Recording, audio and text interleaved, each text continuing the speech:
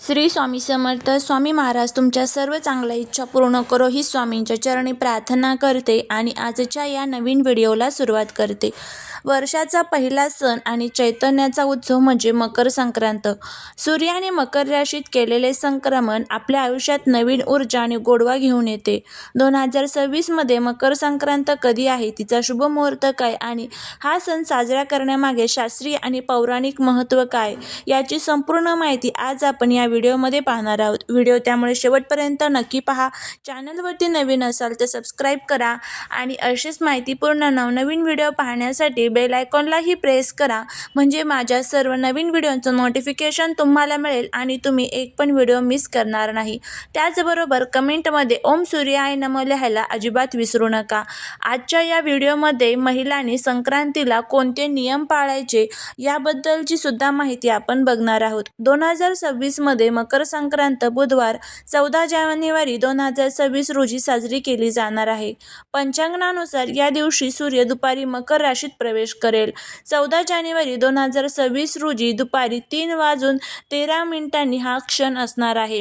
पुण्यकाळ शुभ मुहूर्त जो आहे तर तो दुपारी 3:13 ते सायंकाळी 6 पर्यंत असणार आहे. सुमारे 2 तास 43 मिनिटांचा हा संपूर्ण काळ असणार आहे.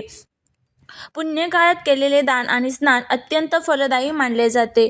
मकर संक्रांतीच्या अनेक कथा प्रचलित आहे. असे मानले जाते की या दिवशी सूर्य आपल्या मुलाला म्हणजे शनिदेवाला भेटण्यासाठी त्यांच्या घरी जातात. शनिदेव हे मकर राशीचे स्वामी आहेत, त्यामुळे हा दिवस पिता पुत्राच्या भेटीचा आणि नातेसंबंधातील कटुता विसरण्याचा दिवस मानला जातो.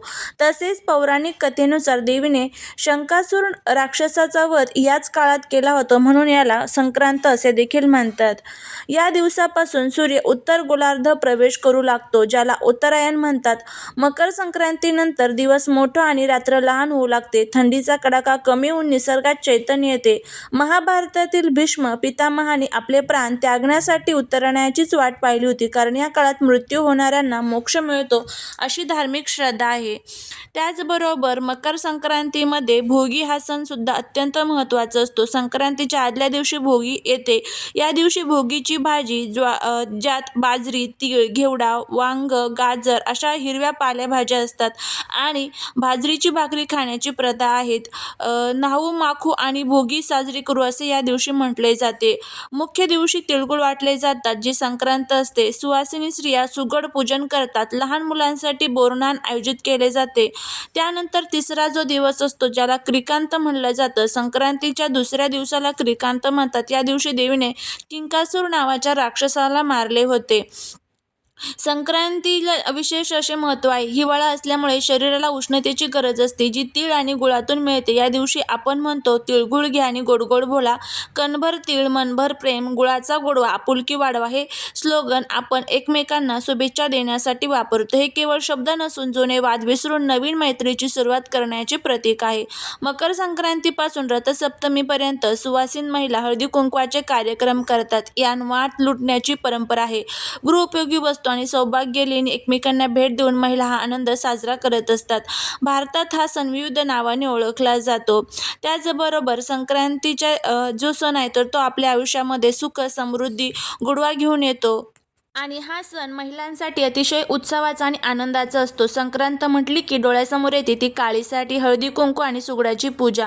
मकर संक्रांतीला जरी काळा रंग शुभ मानला जात असला तरी दरवर्षी संक्रांतीचे स्वरूप बदलते. पंचांगानुसार 2026 मध्ये संक्रांतीचे वाहन आणि तिने परिधान केलेले वस्त्र यानुसार काही रंगांना प्राधान्य दिले जाते. महाराष्ट्रात परंपरेनुसार मकर संक्रांतीला काळ्या रंगाची साडी नेसण्याला सर्वाधिक महत्त्व आहे, कारण थंडीच्या दिवसात काळा रंग उष्णता शोषून घेतो, हे त्यामागचे कारण आहे.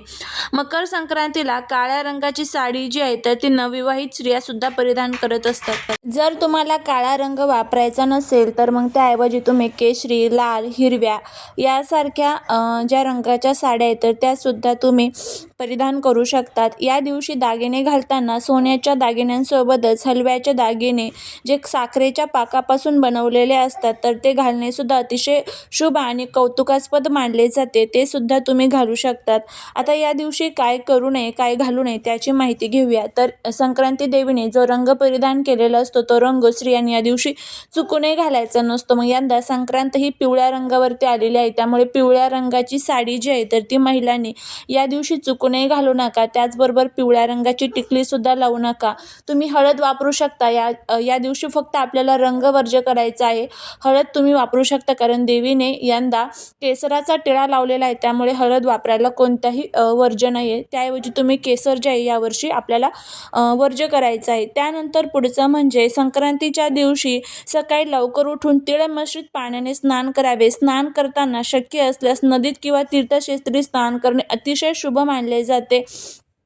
सुवासिनीने मातीच्या लहान मडक्याची म्हणजे सुगड्याची पूजा करावी. त्यामध्ये हरभरे, गाजर, ऊस, तीळ, गुळ यासारख्या ओंब्या आणि गव्हाच्या ओंब्या बोर भरून ती देवाला अर्पण केले जातात. संक्रांतीच्या दिवशी दान देणाऱ्याला अनन्यसाधारण महत्त्व आहे. सुवासिनीने दुसऱ्या सुवासिनीला वाण द्यावे.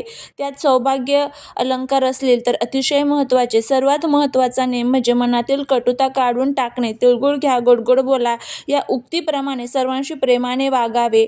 संक्रांतीच्या दिवशी काय करू नये? केस धुवू नये. संक्रांतीच्या मुख्य दिवस महिलांनी केस धुणे टाळावे असे काही लोक म्हणतात परंपरेनुसार, कारण भोगीच्या दिवशी आपल्याला केस धुवायचे असतात तीळ मिश्रित पाण्याने, पण संक्रांतीला केस चुकूनही धुवू नये. संक्रांतीच्या दिवशी घरामध्ये कोणालाही उपाशी ठेवू नये. घरात गोड अन्नाचा नैवेद्य आवर्जून बनवावा. या दिवशी कोणाशी भांडण करू नये किंवा कोणाबद्दलही वाईट बोलू नये. या दिवशी झाडे तोडणे किंवा केस कापणे वर्ज्य मानले जाते. ह्या सुद्धा आपल्याला चुका ज्या आहेत तर त्या टाळायच्या असतात. वाण लुटताना शक्यतो प्लास्टिकच्या वस्तू देण्यापेक्षा उपयुक्त किंवा मातीच्या वस्तू, सुती कापड किंवा पर्यावरणपूरक वस्तू देण्याला विशेष प्राधान्य दिलं जातं. सुवासिन स्त्रियांच्या कपाळावर टिळा लावून आणि अक्षता टाकून त्यांचे स्वागत करावे. हळदी कुंकू तुम्ही त्यांना लावायचं आहे. त्याचबरोबर या दिवशी आपल्या घरामध्ये एक महत्त्वाचा नियम जो आपल्याला पाळायचा आहे तो म्हणजे संक्रांतीने यंदा पायसम जे आहे तर ते खाण्यासाठी घेतलेलं आहे, त्यामुळे चुकूनही या दिवशी आपल्याला पायसम म्हणजेच खीर जी आहे तर ती खायची नाही. जर शक्य असेल तर खीर जी आहे तर ती चुकूनही आपल्या घरामध्ये या दिवशी बनवू नका. कोणाचाही अपमान करू नका आणि त्याचबरोबर आपल्या घरामध्ये एक शांतता ठेवा. चुकूनही भांडण कटकट जे आहे तर ते होणार नाही याची काळजी घ्या, कारण वर्षभर आपल्या जे काही पूर्ण प्रगती होत असते तर ती याच दिवशी ठरलेली असते की आपण या दिवशी कसं राहतो, कसं वागतो, त्यावरतीच आपलं पूर्ण प्रगतीचे मार्ग जे आहेत तर ते अवलंबून असतात. त्यामुळे ह्या सर्व चुका ज्या आहेत तर त्या आपल्याला टाळायच्या आहे. नक्कीच आपल्या जीवनामध्ये सुख, शांती, समृद्धी जी आहे तर ती हा जो सण आहे तर तो घेऊन येत असतो. त्यामुळे सर्व महिलांनी संक्रांतीला आवर्जून हे 10 ते 12 जे नियम आहेत तर ते आपल्याला पाळायचे आहे.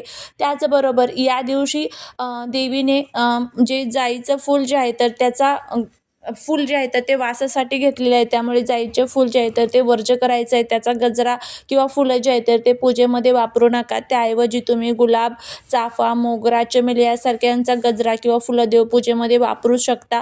अशा छोट्या छोट्या चुका ज्या आहेत तर त्या आपल्याला वर्ज्य करायच्या आहेत. त्यावरतीच आपल्या संपूर्ण जे काही सण आहे तर तो अवलंबून असतो.